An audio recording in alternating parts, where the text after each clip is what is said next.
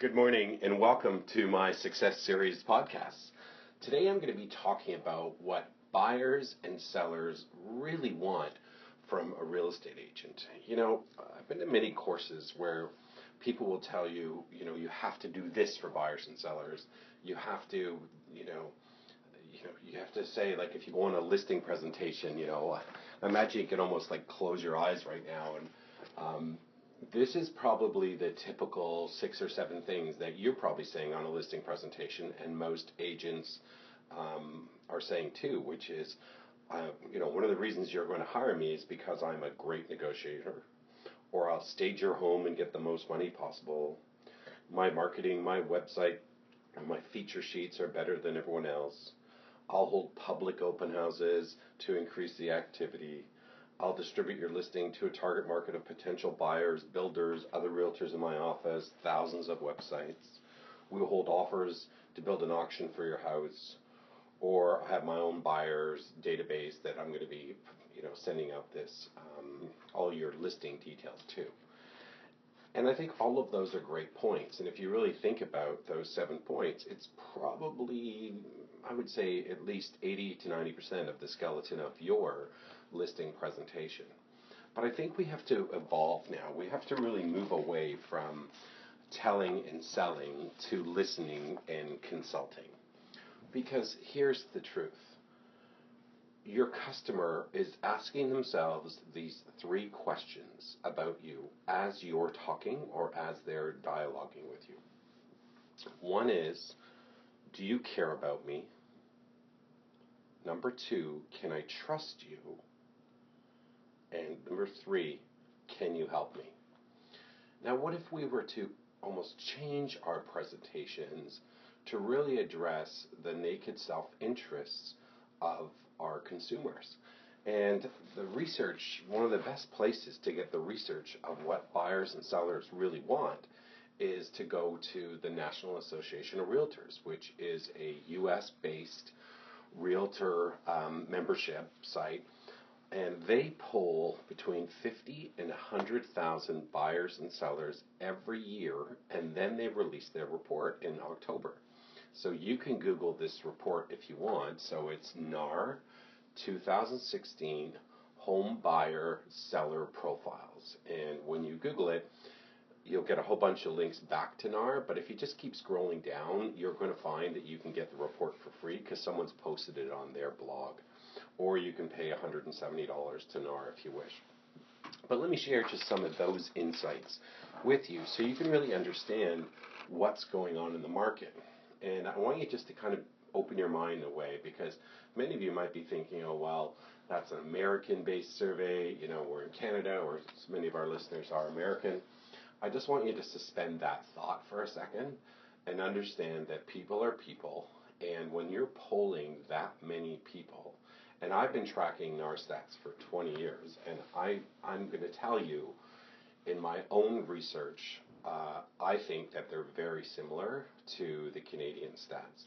The unfortunate thing is our Canadian Real Estate Association doesn't do this type of polling, so you can only use what you can use. But here's the deal. So here's just some of the highlights from their report. Number 1 was first-time buyers made up 35% of all home buyers, which is an increase up about 4% from last year. The typical buyer was 44 years old, again, for the 3rd straight year, and the median household was around $88,500. The first-time buyer was, I believe, 33 years old. Buyers of new homes made up about 14%, and buyers of previously owned homes made up 86%. When we look at what the buyer is really looking for in an agent, or how they start their search, 44% of recent buyers, the first step they took in the home buying process was to look online at properties for sale. Only 17% of them actually just picked up a phone or met or reached out to an agent. They all start their search online. 79% of the recent buyers found their agent to be a very useful information source. And they also found that online websites were seen as the most useful at 86%. Buyers typically searched for 10 weeks and looked at a median of about 10 homes. The typical buyer who did not use the internet during their home search spent only 4 weeks searching and visited 4 homes. So I think that's really interesting. If you have people who aren't as tech savvy and who don't go on the internet to search, they end up buying a little bit quicker. But let's look at the bigger market. The bigger market are usually people who know how to use the internet and understand that they're kind of like slowly creeping in the background looking for homes over 10 weeks. So it might even be a couple of months before they actually start their search.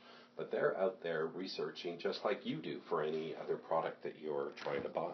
Right? So 88% of buyers purchase their home through a real estate agent, and 6% purchase directly from a builder or builder's agent. 42% of buyers used an agent that was referred to them by a friend, neighbor, or relative, and 11% used an agent that they worked with in the past to buy or sell a home. And I think what's really interesting here is even if we look at how many agents buyers actually interview before they commit to working with one, and this stat has really remained stable over the last 10 years. 7 in 10 buyers interviewed only one real estate agent during their home search. So that means that if you just show up prepared, you have a 70% chance of closing that buyer or working with that buyer. Isn't it interesting though that the industry says stuff like, oh, buyers are liars and sellers are even worse. When if you actually look at the research, it's really about just getting in front of people.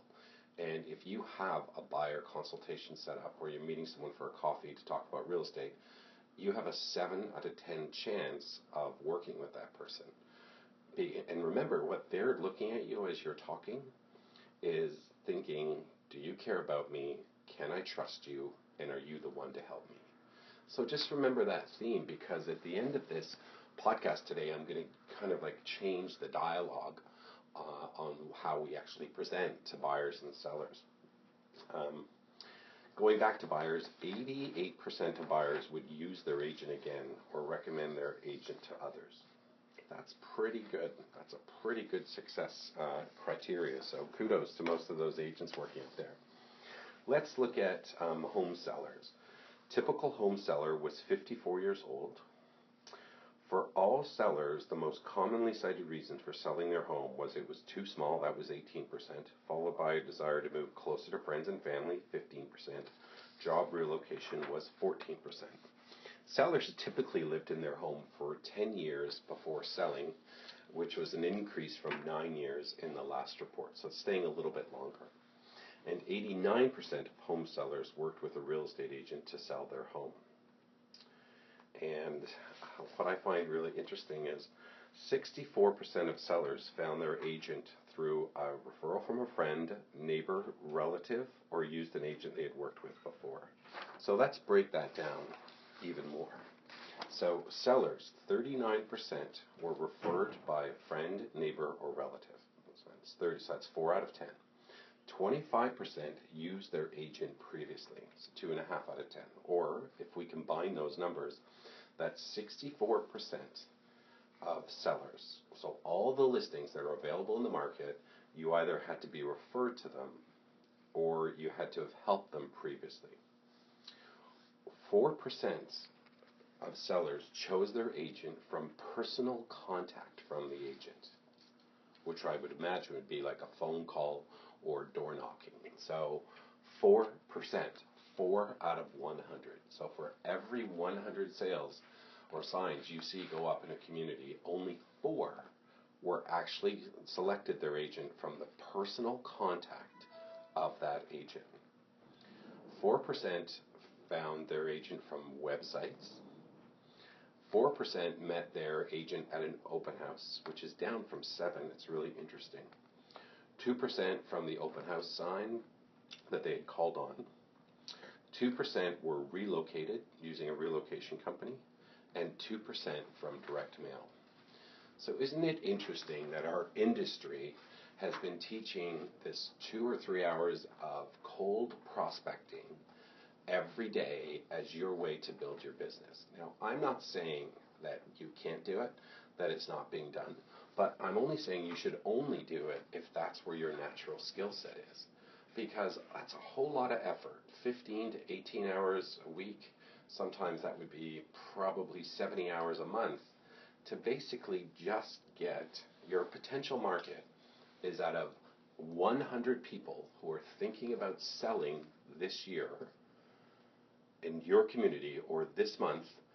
Out of the 100 people, only 6 of them will actually choose you through a direct result of your prospecting efforts, which means 94% of them will choose you if they met you at an open house, called off your sign, if you know, the website, it's only 4%. Isn't it interesting how many people spend all this money on killer websites when only like 4% of sellers actually choose their agent that way? The big majority here is 64%. 64%. And here's another stat. 16% of the sellers sold their home with the agent who they just bought the home with. So it's almost like, you know, if you're working with them as a buyer and you found them a house, you automatically got your backup. So when we take the 16% plus the 25 plus the 39, I know these are a lot of numbers for you, but that means 81% of sellers chose the agent they worked with because they were either referred by a friend, neighbor, relative, they used the agent previously, or that was the agent who helped them buy their new home.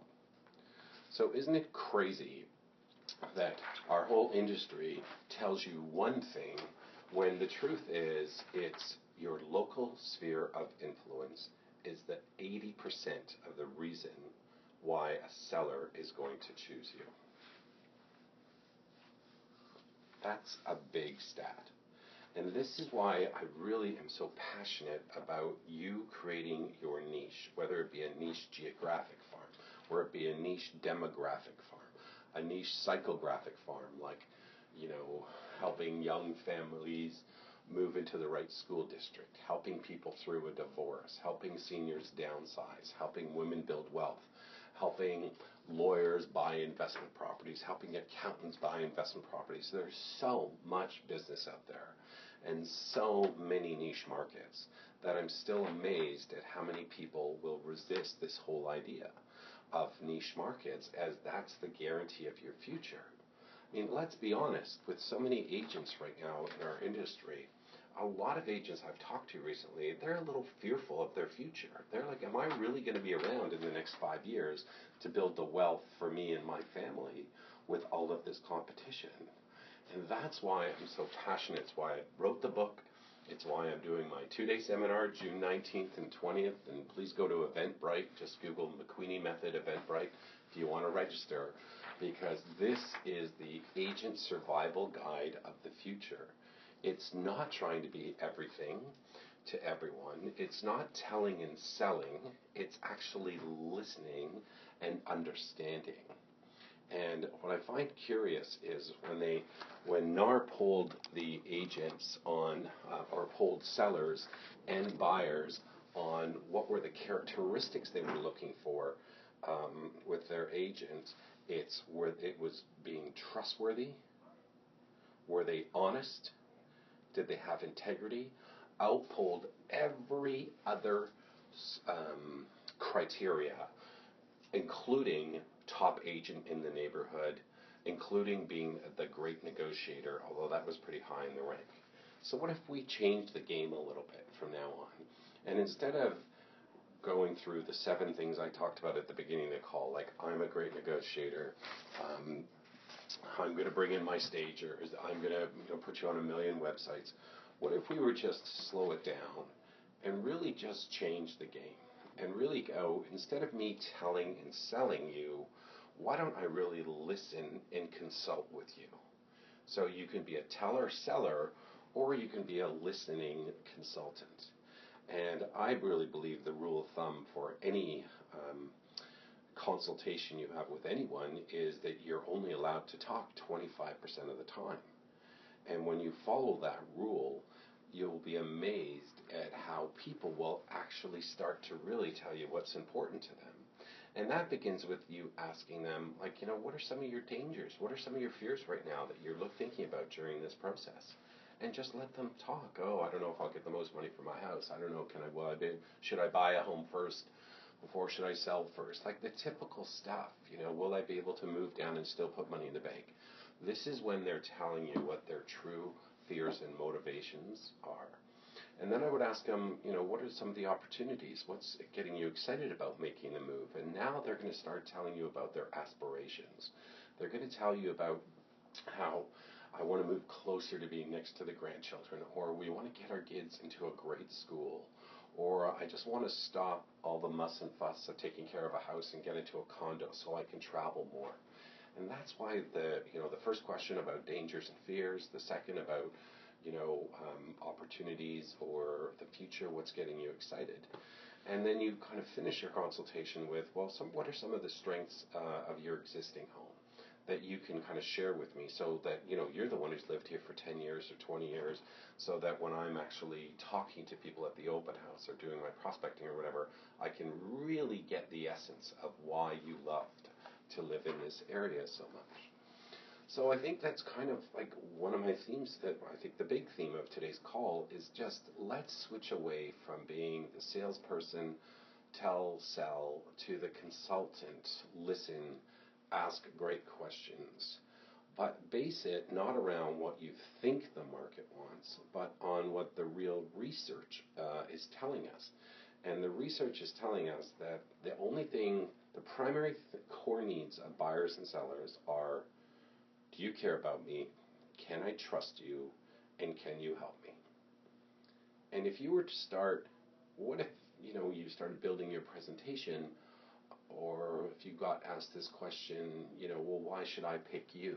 Instead of you going on and talking about the 7 things that every other agent's going to talk about, what if you were just say, one of the reasons you want to pick me is if you talk to all my past clients, they're going to tell you this. They're going to tell you that I deeply care about them, that they trust me completely, and that I help them immensely.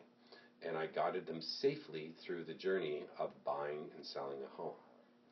And they say this because of my honesty.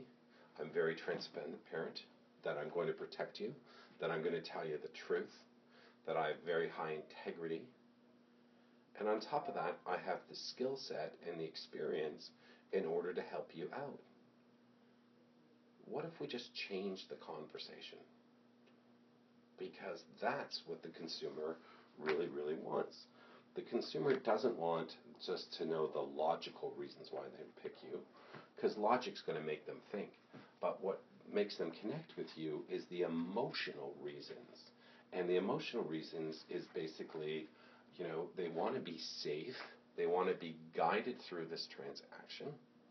They don't want you to cause any major disruption in their life. They just want to get on with their life. And the more that they can kind of, feel that great trust and faith in you, then this is how you build your tribe. And if you look at actually how most of the top agents, and I'm talking about the hidden agents, like the really successful agents in your office that don't seem to do that much marketing, if you really look at what the core of their business is, I will argue that 90% of them are referral and sphere of influence based. And that holds them to a really high standard. What most people don't understand is getting referrals. A referral is really sending someone you care about to someone you trust. It's not doing them a favor, doing you a favor. It's like, I want to send you a referral to my friend because I think you're going to keep them safe. And selfishly for them, it gives them status because they've got more connections, in the community. But that's really the way you build a great real estate practice, is because you look at these top high-achieving agents who've done it historically, not one-offs, just got their license. I'm talking about historically great agents who built a great business. And I bet you if you did a poll of their clients and said, did this agent care about you? They're going to say yes. Could you trust this agent? They're going to say yes.